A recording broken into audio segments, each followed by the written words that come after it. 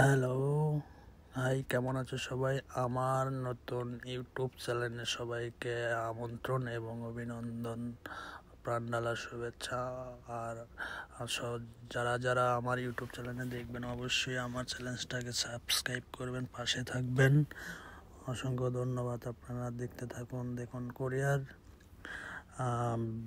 বিশেষত কোরিয়ার তুষারপাতে কোরিয়ানদের এবং আমাদের মতো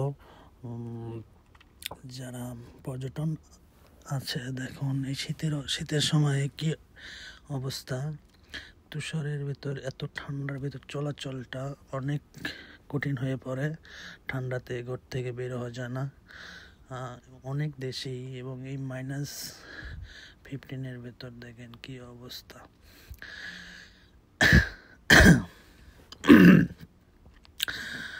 অবশ্যই দেখবেন।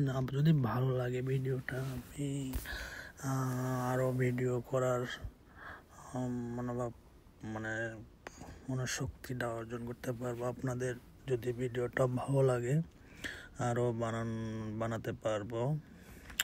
আর অবশ্যই আপনারা আমার ভিডিও দেখবেন এবং আমার পাশে থাকবেন। দেখুন কোরিয়া কত সুন্দর একটা রাষ্ট্র।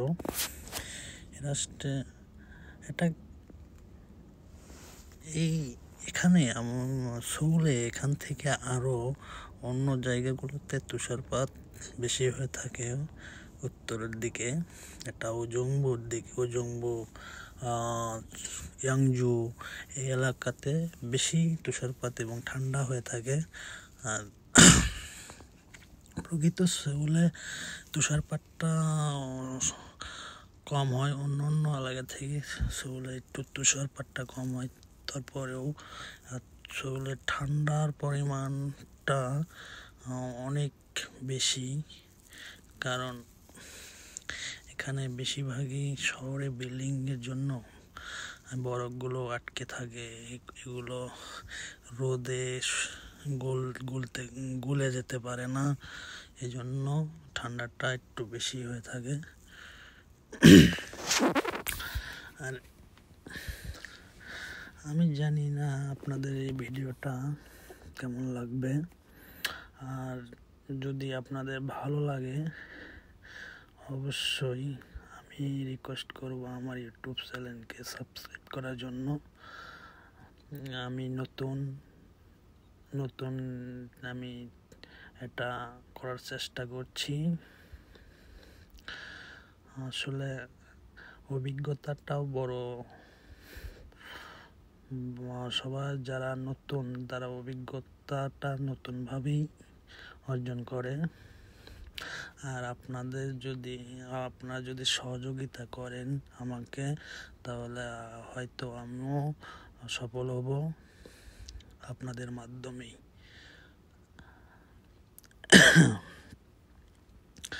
আসলে প্রচুর ঠান্ডার ভিতর কথা বলতেও অসুবিধা হচ্ছে, বরঞ্চ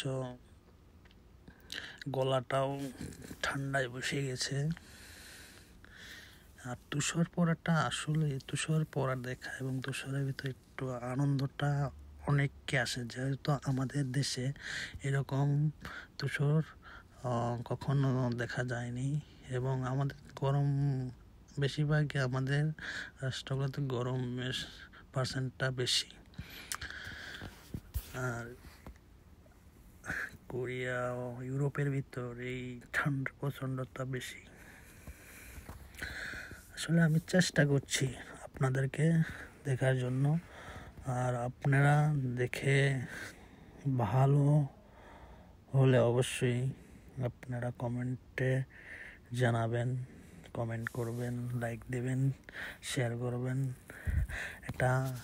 এই এলাকাটাতে আমি থাকি। এটা হচ্ছে আমার এলাকা সেউল গুরুতে সিন্দরিমের পাশে গুরু।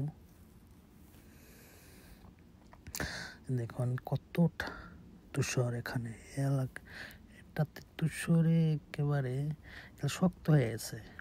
পা যদি দিই, পাটা চিলিপ করে মনে হয় পিছলে পড়ে যাব, এমন অবস্থা। তাই সাবধানে একটু সাবধানে চলাটাই রাইট হবে। আর এসো দেখো, এই দিকে আসলে এই দিকেটা মানুষ চলাচলটা বেশি, এই যে রাস্তা।